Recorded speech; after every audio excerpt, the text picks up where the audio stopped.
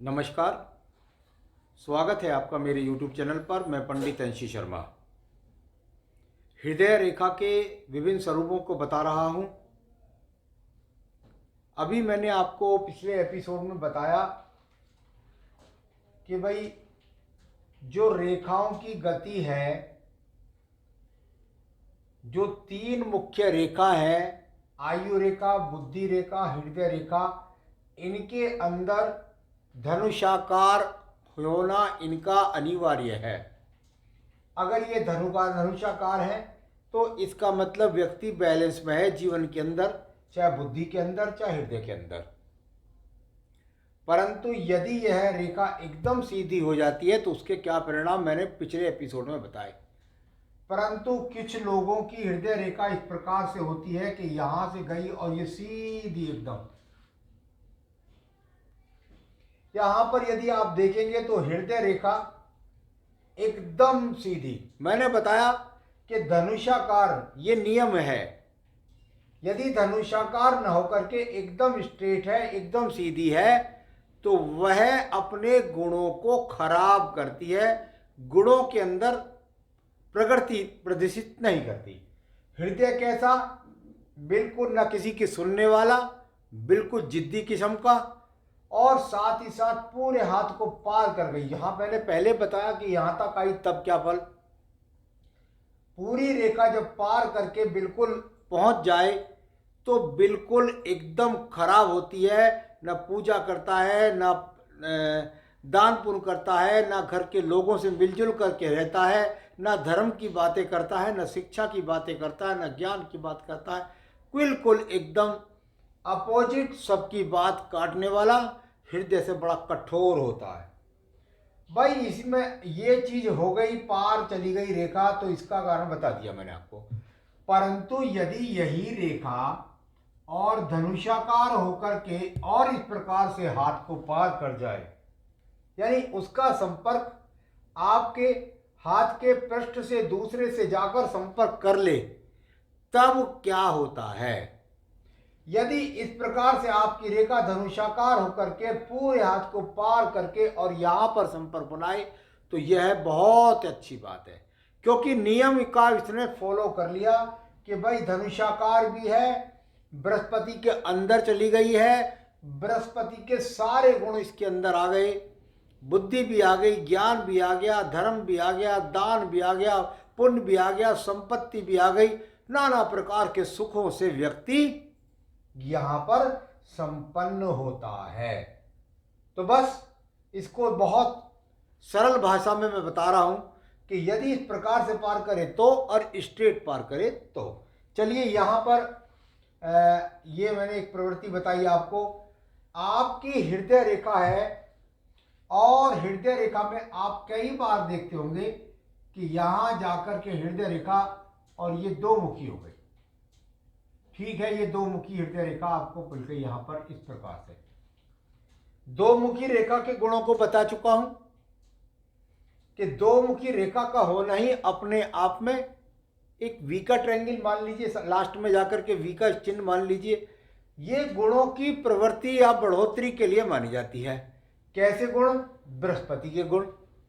अब इसमें मैंने आपको बताई कि दुगुनी शक्ति हो गई, तीसरी हो गई तो श्री ह्रीम क्लीम तीनों की शक्ति हो गई।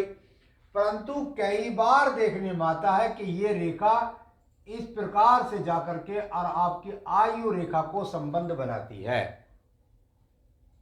आयु रेखा को संबंध बनाती है या खुद ही जाकर निम्न मंगल पर्व के अंदर प्रवेश कर जाती है। निम्न मंगल पर्वत से हृदय रेखा को छू रही है तब भी वही फल है, और हृदय रेखा से निकलकर निम्न मंगल को छू रही है या आयु रेखा को छू रही है तब भी वही फल है। यहां मैंने बताया कि आपको निम्न मंगल किस चीज का होता है? निम्न मंगल चरित्र का होता है, निम्न मंगल अनुशासन का होता है, निम्न मंगल दूसरों पर प्रभाव डालने वाला, अपने कर्म करने वाला, अपना मेहनत करने वाला, जीवन के अंदर खेल के प्रति रुचि रखने वाला, ये व्यक्ति अनुशासित होता है। तो इसके गुणों में जब मैं श्रीम ह्रीम और क्लीम कह रहा हूं कि भाई ऊपर वाली है, तो आपको ज्ञान दे रही है, बीच वाली है तो धन दे रही है, तो नीचे वाली कहलाऊं तो किलिम दे रही है, शक्ति दे रही है। बात ये हो गई, ये अनुशासित व्यक्ति होता है। और धर्म के कार्यों में यदि इसको पलड़ा दे दिया जाए या किसी कार्य क्षेत्र में, राजनीति में देखा जाए, तो ये उसे अनुशासन के साथ करता है, अनुशासनहीनता के साथ नहीं करता। तो चलिए, यहाँ पर इस चीज को थोड़ा सा समझने की बात थी, ये मैंने आपको बताया। अब आपकी रेखा यहाँ पर अगर देखें तो ये हृदय रेखा कितनी ही बार देखने में आती है कि आपकी हृदय रेखा और यहाँ निकली और जाकर बुद्ध पर्वत से और यहाँ इस प्रकार से उठ करके और ये यहाँ पर ऐसे प्रतीत होती है। यानी इसको यदि मैं कहूँ कि भाई ये यहाँ पर जाकर के और बिल्कुल यहाँ इस प्रकार से कहो तो हमारे विज्ञान में कहते हैं भाई यहाँ थोड़ा सा पर्वत उठ गया। कहाँ है रेखा? बृहस्पति पर्वत के अंदर है।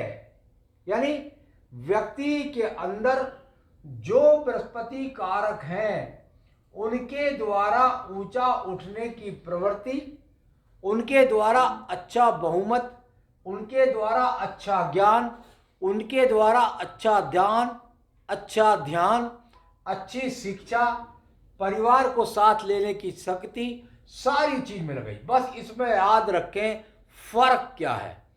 अगर आपकी यही रेखा और जाकर के यहां इस प्रकार से मिल गई, यानी ये एक तरीके से, और मैं आपको थोड़ा सा कर दूं स्पष्ट कि भाई ये रेखा आपकी यहां से उठी और ये यहां से तो उठ गई थी और यहां से जाकर के उठ करके ये नीचे यहां प्रवेश कर दिया, बस गड़बड़ हो गई। ये व्यक्ति अपने जीवन के अंदर भावुक होते हैं, इनके अंदर ये एकदम डाउन हो जाना, क्योंकि रेखा तो हृदय रेखा ही है ना, हृदय रेखा और एकदम डाउन हो गई। एकदम से डाउन होना आत्महत्या सोच सकता है करने की।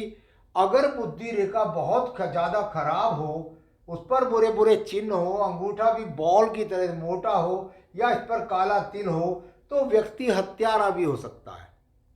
अगर भावुक होकर के आत्महत्या कर सकता है, अगर यहाँ बुरे चिन्ह अंगूठे पर नहीं है या शुक्र पर्वत भी सही तरीके से है, तो ये हृदय रेखा अगर इस प्रकार से प्रवेश कर जाएगी नीचे की तरफ, तो व्यक्ति का सामना भावुक होता है, हत्या कर सकता है, आत्महत्या भी कर सकता है।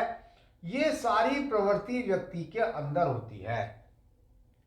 कुल मिलाकर के इसका अंदर प्रवेश करना बहुत ही खराब है। इस प्रकार से रहे तो बहुत अच्छा है, तब तक बृहस्पति के सारे गुण इसके पास हैं। परंतु यदि ये जाकर इस प्रकार से डाउन हो जाए तो फिर ये बृहस्पति के गुण ना होकर के ये बृहस्पति को खराब कर देगा। तो आज मैंने आपको 4 प्रकार से बताया कि यदि आपकी हृदय रेखा का गमन इस प्रकार की प्रवृत्तियों को लेकर के चलता है, तो वह आपके जीवन में आपको किस प्रकार से लाभ और किस प्रकार से हानि देता है। आगे भी अन्य विषयों को लेकर आपसे जुड़ा रहूँगा। तब तक के लिए नमस्कार।